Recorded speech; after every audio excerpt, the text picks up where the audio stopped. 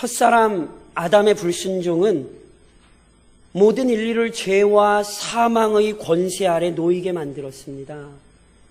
뿐만 아니라 다른 피조물들 역시 죄 아래 고통하게 되었습니다. 만일 하나님께서 자신이 창조하신 피조물들에게 긍휼을 베풀지 않으셨다면 인간을 포함한 모든 피조세계는 금세 소멸되고 말았을 것입니다. 그렇게 지금도 피조세계가 보존되고 유지되는 이유는 오직 하나님의 긍휼하신 손길에 의해 지속적으로 돌보심을 받기 때문임을 기억하셔야 합니다. 이번 한 주간도 하나님이 우리를 보호하셨기에 살아있었고 이 시간도 우리가 하나님 앞에 나와 있는 것입니다. 무엇보다 하나님께서는 영원한 형벌 외에는 얻을 것이 없던 죄인들에게 참으로 놀라운 구원의 은총을 베풀어 주셨습니다. 하나님께서는 예수 그리스도 안에서 구원의 백성들을 선택하셨습니다. 그리고 그들을 불러 모으셨습니다. 바울은 로마서 8장에서 이런 고백을 하지요. 또 미리 정하신 그들을 또한 부르시고 부르신 그들을 또한 의롭다 하시고 의롭다 하신 그들을 또한 영화롭게 하셨느니라. 이처럼 하나님의 부르심을 받아 진정한 영광을 소유하게 된 공동체, 이것이 교회입니다. 교회. 지난 시간에 저랑 이걸 살펴보셨잖아요. 교회, 부르심을 받았지. 교회, 주님께 속한 거야. 이 교회는 지난 시간에 말씀드렸듯이 인간을 창조하신 순간부터 드러났습니다. 그리고 구약에서는 이스라엘 민족을 중심으로 더 구체적으로 나타났습니다. 더 나아가 신약에서는 오순절 성령 강림 사건을 통하여 단순히 한 민족이 아닌 온 민족과 열방 중에서 부르심을 받은 자들의 공동체라는 이 정체성이 아주 명확히 입증되었습니다. 그래서 지금도 세계 열방 중에서 주의 교회가 세워지고 있습니다. 여전히 하나님께서 작정하신 계획에 의하여 그리고 그리스도의 십자가 보혈을 근거로 또한 성령의 놀라우신 능력 안에서 부름받은 자녀들이 모여듭니다. 이것을 구약에서 이사야 선지자는 이미 이렇게 예언했지요. 여호와께서 열방의 목전에서 그의 거룩한 팔을 나타내셨으므로 땅 끝까지도 모두 우리 하나님의 구원을 보았도다. 세계 열방 중에 하나님의 부르심을 받은 자들이 모여 교회가 세워지는 거예요. 그리고 이 위대하고 신비로운 역사는 그리스도께서 재림하실 날까지 계속될 것입니다. 오늘은 지난 시간에 이어 교회의 본질적 개념에 대해 저랑 조금 더 살펴보시려 합니다. 특별히 오늘도 우리가 읽은 본문 말씀에 보면 교회가요, 그리스도의 몸으로 비유됩니다. 앞서 살펴본 내용과 다시 연관해서 설명하자면 교회는요, 하나님의 부르심을 받되 세상 속에서 그리스도의 몸으로 함께 부르심을 받는 것입니다. 이게 교회입니다. 그래서 그리스도의 몸이라 불리고 우리는 지체라 표현하는 거예요. 그렇다면 이를 통하여 성경이 가르치는 교회의 신비한 본질이 구체적으로 어떤 것이겠습니까? 우선 교회는 그리스도의 인격과 사역으로 말미암아 존재하게 된 공동체입니다. 지난 시간 설명드렸듯이 교회의 본질은 이미 에덴 동산에서부터 발견됩니다.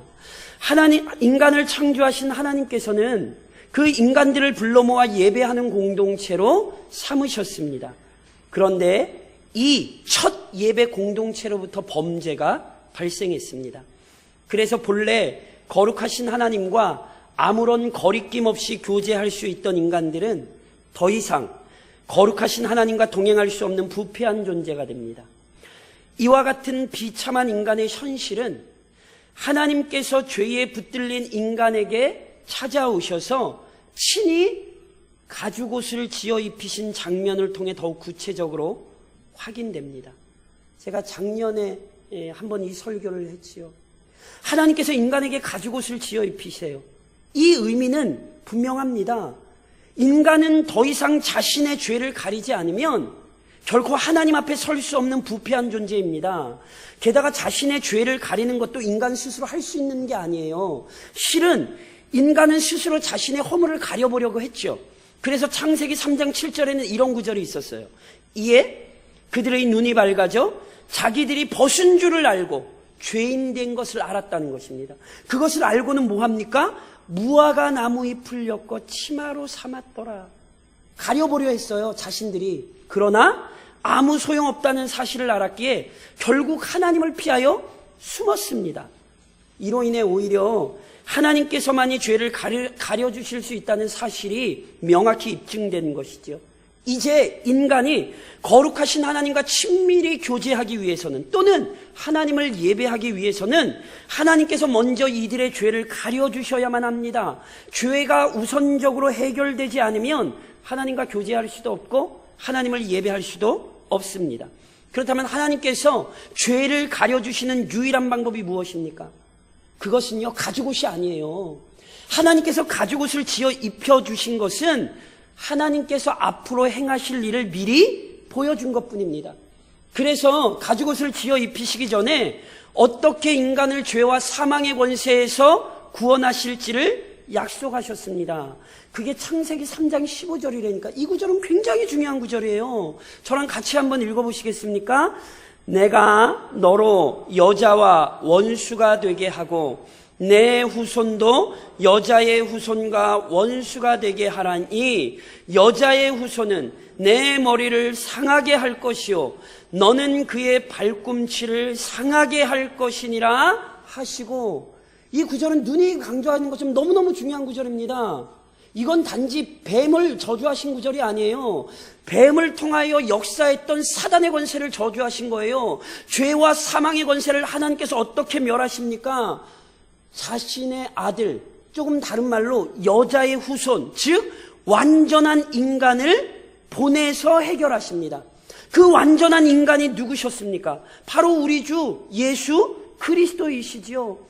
원래 우리 주님은 본래 하나님과 동등하신 분이요, 하나님의 아들이십니다. 그런데 그 하나님의 아들이신 분이 완전한 인간의 몸을 이 땅에 입고 오신 거예요. 그리고는 불순종한 아담을 대신하여 철저히 하나님께 순종하십니다. 뿐만 아니라 죄에 대한 하나님의 공의로운 심판을 담당하셨습니다.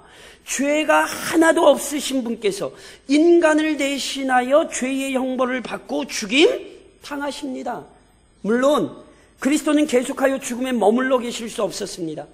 왜냐하면 그는 완전히 의로운 자요 영원하신 하나님이시기 때문이죠. 그래서 우리가 아는 것처럼 우리 주님 부활하셨습니다.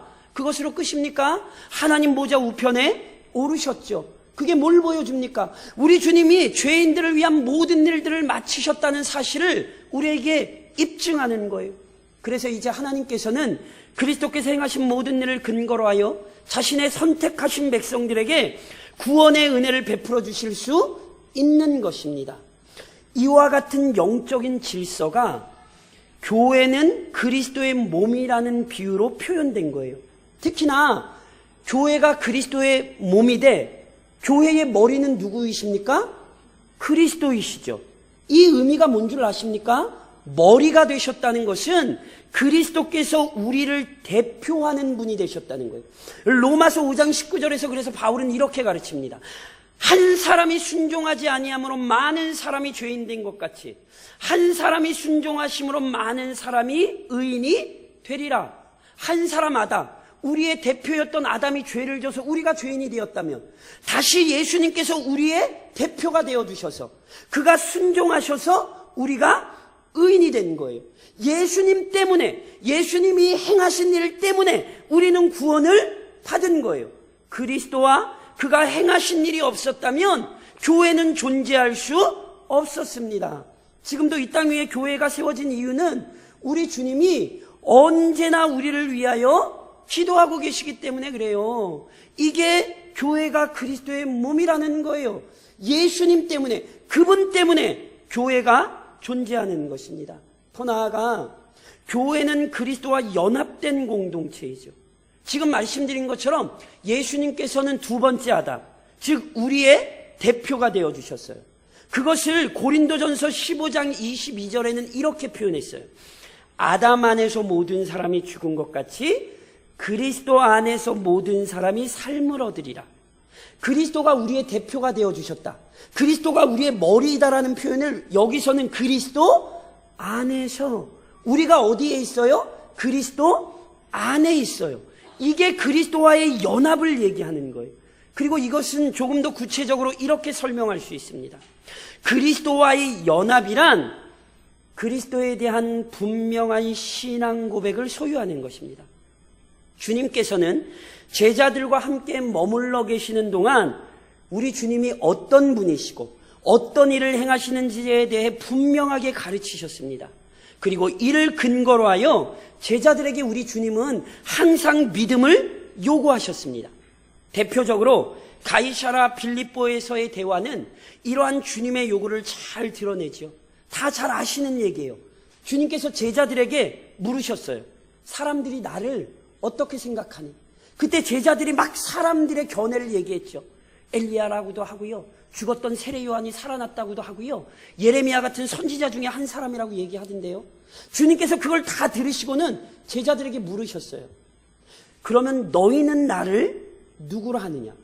이 질문을 주목하셔야 돼요. 너희는 나를 누구라 하느냐라고 물으신 질문은 너희는 나에 대해 어떻게 생각하니? 이런 질문이 아니에요. 너희는 나를 믿니? 이렇게 물으신 거란 말이에요. 우리 주님은 어떤 견해를 묻지 않으셨어요. 믿음을 요구하셨어요. 그래서 그 주님의 질문에 대해 우리가 잘 아는 것처럼 베드로가 뭐라고 답변했습니까? 마태복음 16장 16절이죠. 시몬 베드로가 대답하여 이르되 주는 그리스도시요 살아계신 하나님의 아들이시니이다. 이건 견해가 아닙니다. 이건 믿음입니다. 우리 주님이 이 대답을 칭찬하신 이유는 이것은 믿음이기 때문에 그래요. 이러한 믿음에 대한 강조는, 그리고 우리 주님의 관심은 이별의 자리에서도 드러났지요. 그래서 요한복음 14장 1절에서 우리 주님이 제자들에게 뭐라고 말씀하십니까? 너희는 마음에 근심하지 말라. 하나님을 믿으니 또 나를 믿으라. 우리 주님은 믿음을 요구하셨다니까요. 그리고 이게 그리스도와의 연합이에요. 지금도 내가 그리스도와 연합된 걸 어떻게 아는 줄 아세요? 내가 예수를 하나님의 아들로 믿으면 나는 지금 그리스도와 연합된 거예요. 이게 교회예요. 동시에 그리스도와의 연합은 오직 성령의 임재 또는 성령의 능력으로만 가능합니다. 앞서 설명드렸듯이 그리스도와 연합되는 것은요, 그리스도를 하나님의 아들로 믿는 것입니다. 그런데 그리스도에 대한 믿음은 죄인들의 부패한 본성에서는 결코 발생할 수 없습니다. 그래서 한밤중에 주님을 찾아왔던 니고데모에게 우리 주님 이렇게 말씀하셨잖아요. 예수께서 대답하여 이르시되 진실로 진실로 내게 이르노니 사람이 거듭나지 아니하면 하나님의 나라를 볼 수 없느니라. 거듭나지 않으면 하나님 나라 볼 수 없습니다. 거듭난다는 건 성령께서 그의 영혼을 변화시키시는 거예요. 성령께서 그의 눈을 여시고 성령께서 그의 안에 예수에 대한 믿음을 만들어내시는 거예요. 이건 성령이 하셔야 돼요. 그래서 사도 바울 역시 고린도 교회에 보낸 편지에서 성령으로 아니하고는 누구든지 예수를 주시라 할 수 없다. 그렇게 우리에게 명확히 선언한 거죠. 성령이 임재하신 사람만이 그리스도를 주님으로 고백하는 것입니다.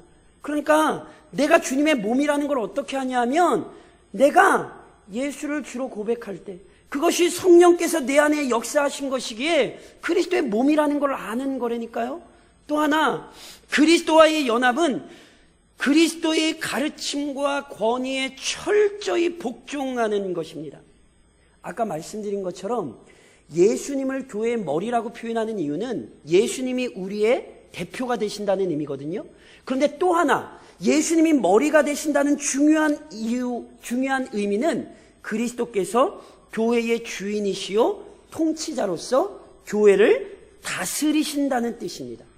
그렇다면 그리스도께서 어떻게 자신의 교회를 다스리십니까? 저를 좀 따라 하시겠습니까? 성령과 말씀으로. 이게 교회를 그리스도께서 통치하시는 원리입니다. 이것은 우리 주님이 이미 요한복음 16장 13절에서 이렇게 말씀하셨어요. 그러나 진리의 성령이 오시면 그가 너희를 모든 진리 가운데로 인도하시리니 그가 스스로 말하지 않고 오직 들은 것을 말하며 장래일을 너희에게 알리시리라. 우리 주님이 약속하셨죠. 성령 보내시겠다고. 그래서 성령 오셨어요? 안 오셨어요? 오셨잖아요. 근데 그분은 어떤 분이세요? 진리의 영이세요. 진리가 뭔데요? 진리는 말씀이에요. 그러니까 성령이 오시되 그 진리로 역사하시는 거예요. 그래서 그리스도와 연합된 교회는 어떤 교회인 줄 아십니까? 성령의 역사로 말미암아 회심이 일어나고 말씀이 살아있는 공동체, 그게 그리스도의 몸이요, 그게 그리스도의 교회인 거예요. 이것이 교회를 그리스도의 몸으로 부르는 이유입니다. 그리스도와 연합된 거예요. 더 나아가 교회는 그리스도에게로 함께 부름받은 공동체입니다. 함께 부름받은 공동체. 그리스도는 교회의 머리이시고 교회는 그리스도의 몸입니다. 믿으십니까? 이 표현 자체가 지금 공동체성을 아주 잘 나타내는 거예요. 지난 시간에 제가 말씀드렸듯이 하나님께서는 자신의 자녀를 부르실 때에 하나님의 부르심 안에서 온전하게 성장할 수 있는 각 교회로 부르십니다.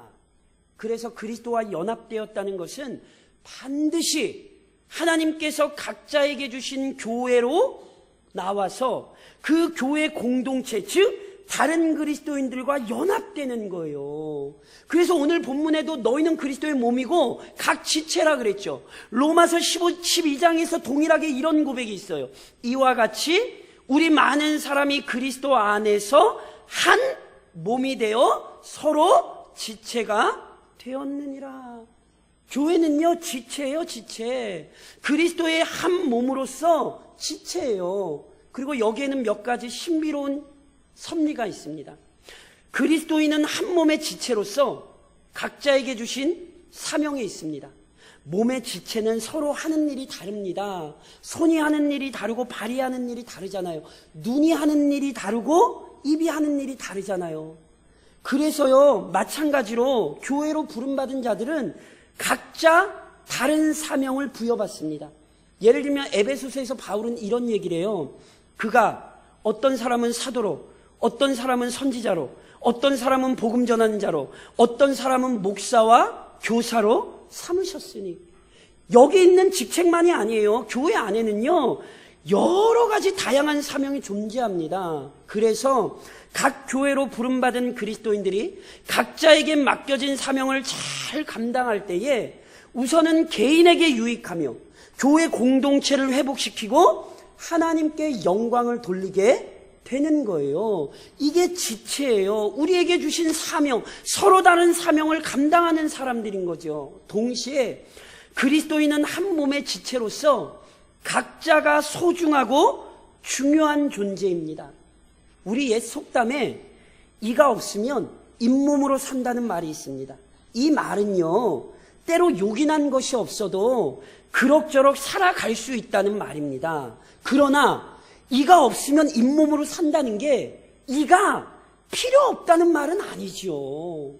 하나님께서는 완전히 지혜로우신 분입니다. 믿으십니까?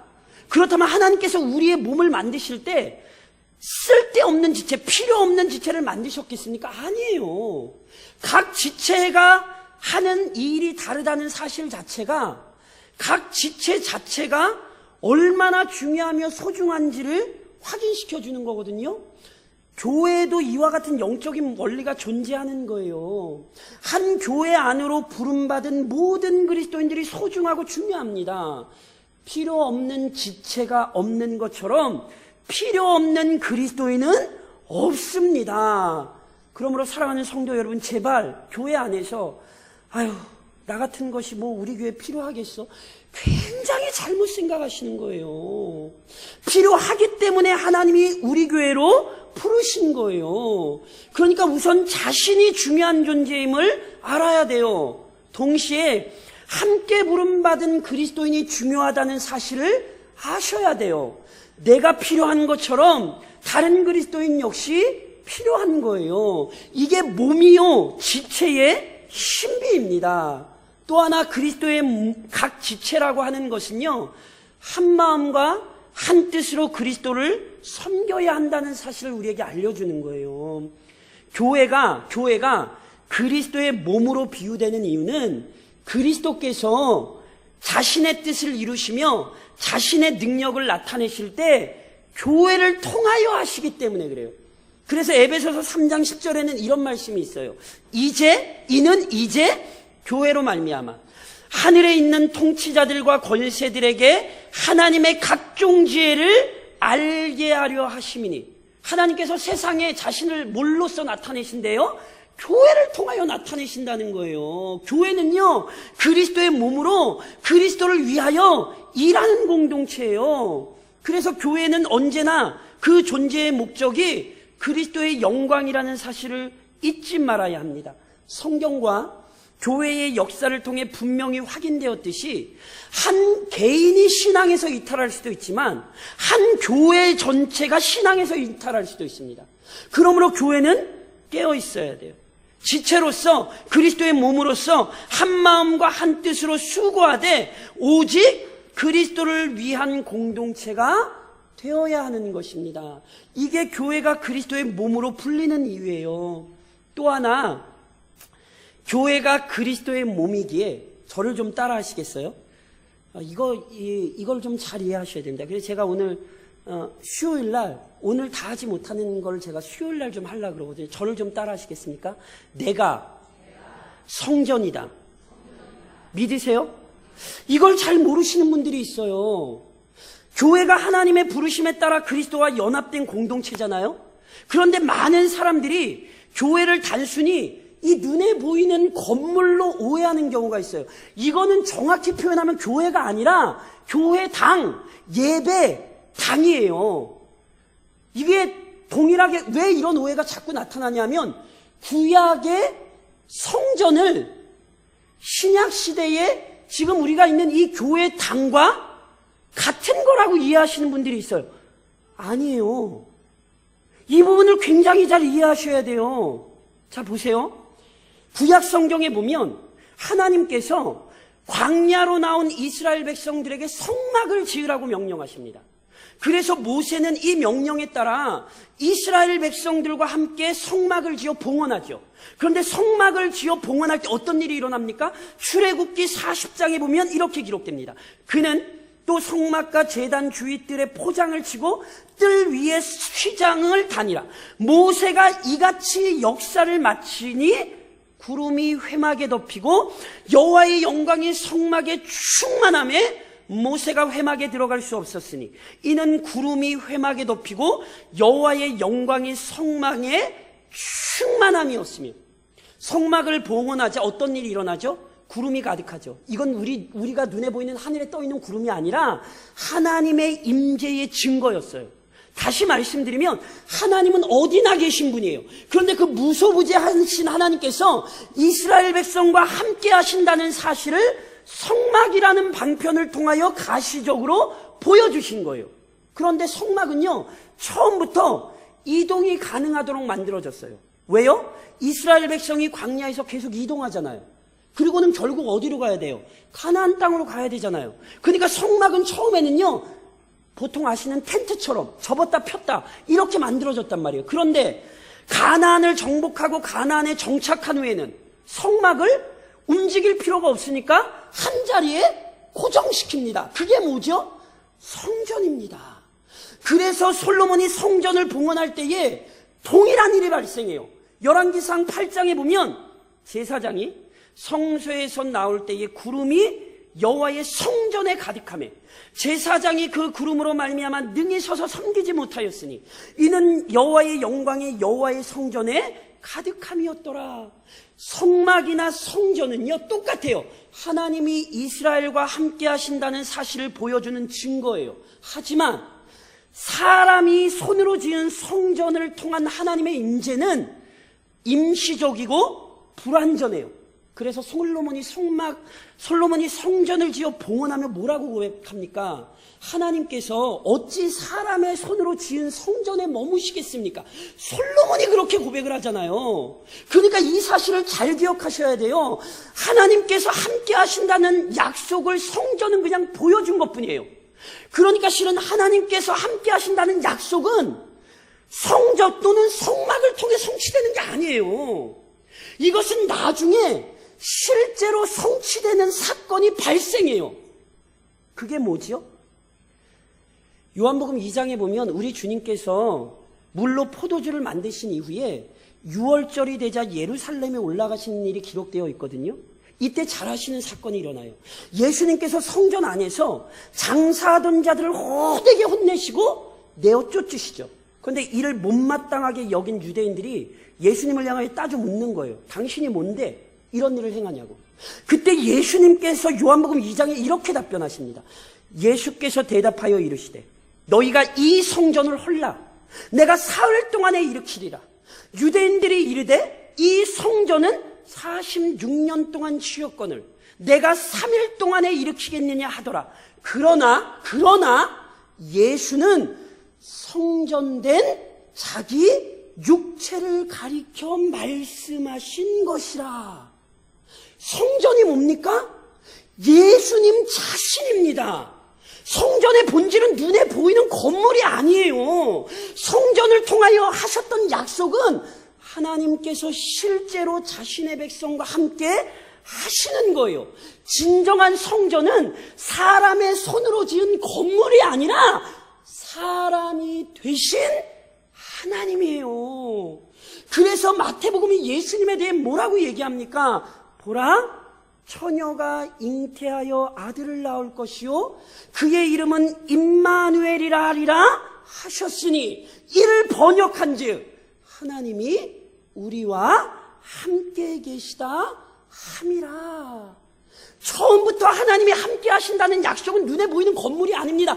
그래서 예루살렘 성전 누가 무너뜨렸습니까? 바벨론이 아니에요. 하나님이 무너뜨렸어요. 왜냐하면 그건 약속의 본질이 아니기 때문에요. 하나님이 우리와 함께 하신다는 약속의 성취는 이 땅에 오신 예수님이에요. 예수님이 임마누엘이고 예수님이 완전한 성전이세요. 아멘이세요? 그리고 이것 때문에 예수님이 성전이시라는 사실 때문에 또 하나의 신비가 실현돼요. 분명히 성경은 우리가 그리스도의 몸이래요. 우리가 그리스도와 연합되었어요. 그러니 우리 자신이 무엇이 됩니까? 성전이 됩니다. 성전에 어떤 일이 일어납니까? 하나님의 영광이 임하죠.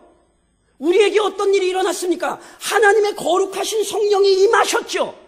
그래서 바울이 고린도전서 3장에서 이렇게 이야기하는 거예요. 너희가 하나님의 성전인 것과 누가 성전이에요? 너희가 하나님의 성전이에요. 그리스도인이 하나님의 성전이에요. 하나님의 성령이 너희 안에 계시는 것을 알지 못하느냐?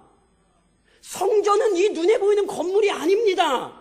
성전은 이제 우리 자신입니다. 결국 하나님께서 친히 임재하시는 처소, 성령으로 거룩히 구별된 사람들, 우리 그리스도인이 바로 성전이요, 이 그리스도인들이 모임이 교회입니다. 그런즉 사랑하는 성도 여러분, 우선 그리스도 안에서 얻게 된 모든 은혜들을 찬양하십시오. 그리스도인들의 공동체, 즉 교회는 그리스도와 한 몸입니다. 이러한 영적 원리를 주님께서는 포도나무 비유를 통해서도 설명하셨지요. 나무와 가지가 하나이듯 주님과 교회가 하나입니다. 가지가 나무로부터 모든 영양분을 얻듯이 교회는 주님으로부터 모든 것을 공급받습니다.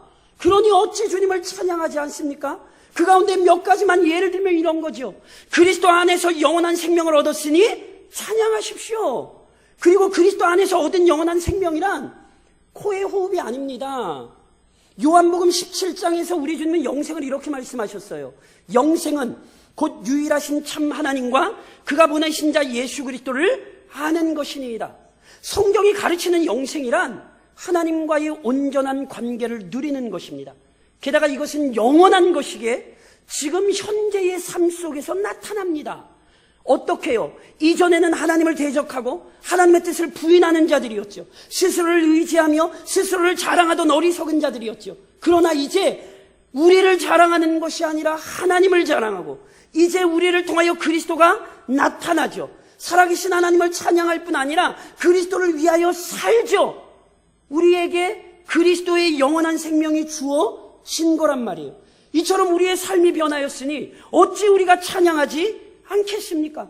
또한 그리스도 안에서 완전한 의로움을 얻었으니 찬양하십시오.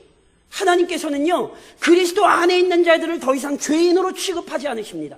로마서 8장 1절이 우리에게 무엇이라 가르칩니까? 그러므로 이제 그리스도 예수 안에 있는 자에게는 결코 정죄함이 없나니. 믿으십니까? 우리에게는 결코 정죄함이 없어요. 오해하지 마십시오. 연약함이 없다는 게 아니에요. 여전히 연약함이 가지고 있죠. 그러나 보세요. 절대로 낭망하시면 안 돼요. 왜요? 우리는 의로워요. 우리가 잘났기 때문에 의로운 것이 아니라 그리스도 때문에 우리는 의로워요. 그리고 지금도 그리스도 때문에 우리는 하나님 보좌 앞에 담대히 나아갈 수 있는 거란 말이에요. 그러니 그리스도 때문에 의로움을 얻었으니 이 시간도 어찌 그리스도를 찬양하지 않을 수 있냔 말입니까? 또 하나, 그리스도 안에서 영광스러운 종말을 맞게 될 것이니 찬양하십시오. 그리스도인들에게 죽음이 두렵지 않은 이유는 죽음이 우리를 천국으로 인도하기 때문입니다. 이러한 이유로 인해 그리스도의 재림 역시 우리는 간절히 기다립니다. 비록 지금의 세상에서는 교회가 핍박당하고 억압받지만 그리스도께서 다시 오실 때에 모든 세상이 그리스도의 영광뿐 아니라 교회의 영광을 보게 될 거예요. 우리가 하나님의 자녀라는 사실을 세상이 보게 될 거라고요. 그러니 그 사실을 굳게 믿고 오늘도 우리 주님을 찬양하며 함께 교회 안에서 주님의 뜻을 이루어 가십시오. 이를 위해 그리스도의 몸을 섬기는 자가 되십시오. 그리스도와 교회의 연합은 결코 분리될 수 없습니다. 수차 강조했듯이 유형교회, 이 땅 위의 교회는 연약하고 불완전해요. 그러나 교회에 대한 그리스도의 사랑이 영원하기 때문에 그리스도와 교회의 연합은 한순간도 중단되지 않습니다. 이 사실을 알았던 바울은 로마서 8장에서 이렇게 고백하죠. 내가 확신하노니 사망이나 생명이나 천사들이나 권세자들이나 현재일이나 장래일이나 능력이나 높음이나 깊음이나 다른 어떤 피조물이라도 우리를 우리 주 예수 그리스도 안에 있는 하나님의 사랑에서 끊을 수 없으리라. 아멘이십니까? 그리스도인들은 이걸 확신하는 사람들이에요. 교회를 향한 그리스도의 사랑은 다메섹으로 교회를 박해하러 가던 사울에게 주신 말씀에서 잘 나타나죠. 우리 주님께서 사울에게 나타나셨을 때 뭐라고 말씀하십니까? 사울이 길을 가다가 다메섹에 가까이 이르렀더니 호련히 하늘로부터 빛이 그를 둘러 비추는지라. 땅에 엎드러져 들으매 소리가 있어 이르시되 사울아 사울아 내가 어찌하여 나를 박해하느냐 하시거늘 대답하되 주여 누구시니까? 이르시되 나는 내가 박해하는 예수라. 바울은요, 성경적인 정황으로 봤을 때 예수님 본 적 없어요.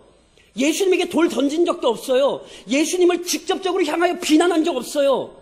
그런데 우리 주님은 바울이 예수님을 박해했대요. 왜요? 그리스도와 교회가 한 몸이기 때문에 그렇습니다.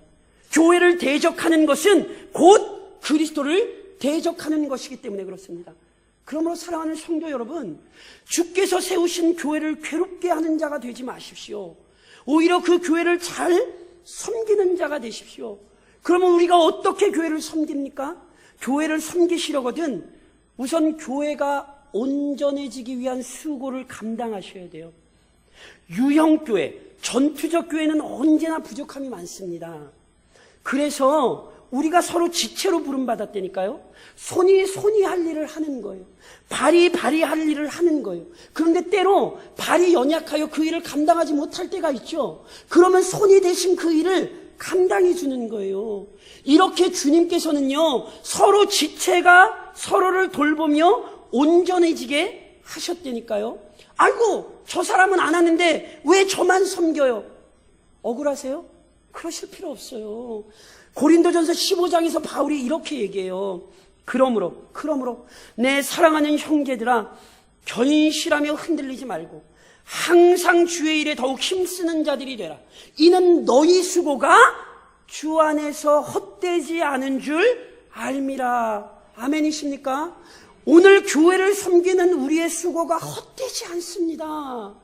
그러니 헛되지 않은 수고를 감당하십시오. 한 몸으로 부름받은 지체들을 넓은 마음으로 섬기십시오. 연약한 지체를 섬기는 게 그것이 곧 우리의 영광이라는 사실을 잊으시면 안 돼요. 그래서 바울은 고린도전서 12장에서 이렇게 이야기했어요. 몸 가운데 분쟁이 없고 오직 여러 지체가 서로 같이 돌보게 하셨느니라. 만일 한 지체가 고통받으면 모든 지체가 함께 고통을 받고 한 지체가 영광을 얻으면 모든 지체가 함께 즐거워하느니라. 그리스도를 위하여 교회를 섬기고 연약한 지체를 잘 품어주는 것이 곧 누구의 영광이 됩니까? 나의 영광이 되는 것입니다. 그것을 이해하고 오늘도 교회 안에서 믿음으로 섬기십시오. 마지막으로 그리스도의 몸으로 부름받은 자들답게 거룩하고 구별된 삶을 사십시오. 주님께서는 성전에서 장사하는 사람들을 내어 쫓으셨어요. 그 이유는 분명해요. 성전은 거룩하고요, 성전은 구별된 곳이기 때문에 그래요. 그러니 거룩하고 구별된 성전에서 인간의 욕망을 채우기 위한 일들이 벌어지면 안 되는 거예요. 아멘이세요? 크게 하셔야 돼요. 아멘이세요? 동일한 원리가 나에게 적용되는 거예요. 내가 성전이라니까. 내가 성전이라고요. 성령 받은 내가 성전이란 말이에요. 그래서 고린도전서 6장에서 바울은 이렇게 얘기해요. 너희 몸은 너희가 하나님께로부터 받은 바 너희 가운데 계신 성령의 전인 줄을 알지 못하느냐. 너희는 너희 자신의 것이 아니라 값으로 산 것이 되었으니 그런즉 너희 몸으로 하나님께 영광을 돌리라. 우리가 성전이기 때문에 더러운 게 우리에게 합당하지 않은 거란 말이에요. 자꾸 죄악 가운데 머무시면 안 돼요. 하나님이 거룩한 성전으로 우리를 삼으셨는데 성령께서 우리 안에 거하고 계시는데 성령을 근심시키시면 안 된단 말이에요. 그러므로 더러움을 내어 쫓으셔야 돼요. 특별히 다른 사람들로 하여금 우리를 통해 구별된 삶을 포기하셔야 돼요. 요셉 잘 아시죠? 요셉의 인생이 얼마나 힘들었습니까? 그 어린 나이에 17살밖에 안 됐는데 자기 형들한테 미움받아가지고 다른 나라의 종으로 팔려갔어요. 그 어린 것이 마음이 얼마나 아팠겠냔 말이에요. 그런데 그 인생의 괴로움이, 인생의 곤란이 하나님의 은혜를 가로막은 것은 아니라는 사실을 놓치지 마세요.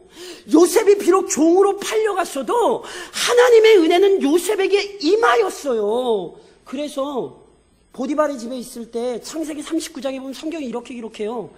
그의 주인이 여호와께서 그와 함께 하심을 보며, 요셉이 누군데? 자기 종이에요. 자기 종. 그런데 여호와께서 그와 함께 하심을 보며 또 여호와께서 그의 범사에 형통하게 하심을 보았더라. 자기가 돈 주고 산 종인데 구별됐다는 걸 봤다니까요. 나중에 요셉이 바로의 꿈 해몽하잖아요. 그때 바로가 뭐라고 얘기하는 줄 아십니까? 창세기 41장에 이렇게 기록돼요. 바로가 그의 신하들에게 이르되 이와 같이 하나님의 영에 감동된 사람을 우리가 어찌 찾을 수 있으리요. 바로의 눈에 요셉은 히브리 사람으로, 종으로 끌려온 사람으로 보이지 않았어요. 하나님의 영에 감동된 사람으로 보였어요. 똑똑한 사람, 잘난 사람으로 보이지 않았어요. 하나님의 영에 감동된 사람으로 보였다고요.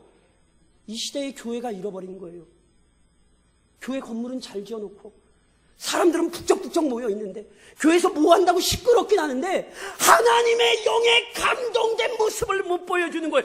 거룩한 성령의 역사가 나타나질 않는 거예요. 뭘 회복해야 됩니까? 이걸 회복해야 됩니다. 설 명절 맞으시죠? 저희는 거의 자녀들이 오니까 뭐 보여주실래요? 맛있는 밥해서 먹여 보내실래요? 물론 해주세요. 다 해주세요. 그런데 잠깐을 왔다 가더라도 이걸 보게 해주셔야 돼요. 하나님의 영에 감동된 우리 부모님, 하나님의 영에 감동되어 사시는 우리 형제, 하나님의 영이 충만한 가정, 이게 성전이에요. 이게 성전. 오늘 하나님께서 이것을 교회에 원하시는 것입니다. 아이고, 목사님 연약해서. 다 알아요. 우리 다 연약해요. 그런데 착각하지 마시라니까요. 갈라디아서 5장 16절은 우리에게 이렇게 가르쳐요. 내가 이르노니 너희는 성령을 따라 행하라. 그리하면 육체의 욕심을 이루지 아니하리라. 제가 여쭤볼게요. 성령 받으셨어요? 왜 대답이 이렇게 긴가민가 그러시면 안 돼요. 성령 받으셨어요? 그렇다면 성령을 따라 행하실 수 있어요. 우리 성령은 우리를 떠나지 않으신단 말이에요. 영원토록 함께 하시기에 이미 우리 안에 역사하고 계십니다. 그러므로 성령을 따라 행하십시오. 그때 우리를 통하여 구별된 성전, 그리고 우리가 모여있는 이 교회 공동체의 위대함이 나타날 것입니다. 바라기는 이번 한 주간도 교회의 영광스러움을 기억하시며 함께 성장하는 교회를 소망하시며 그 거룩함을 드러내시기를 우리를 구원하신 주님의 이름으로 간절히 권면드립니다.